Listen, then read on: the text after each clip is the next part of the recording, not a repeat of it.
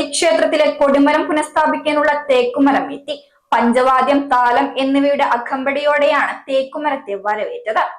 ഒറ്റപ്പാലം കണ്ണിയംപുറം കിള്ളിക്കുളങ്ങര ഭഗവതി ക്ഷേത്രത്തിലെ കൊടിമരം പുനഃസ്ഥാപിക്കുന്നതിനുള്ള തേക്കുമരമാണ് മംഗലം ഡാമിൽ നിന്നും എത്തിയത്. വൈകിട്ട് DSN ഓഡിറ്റോറിയം പരിസരത്ത് നിന്നും പഞ്ചവാദ്യം, താലം എന്നിവയുടെ അകമ്പടിയോടെയാണ് തേക്കുമരത്തെ വരവേറ്റത്.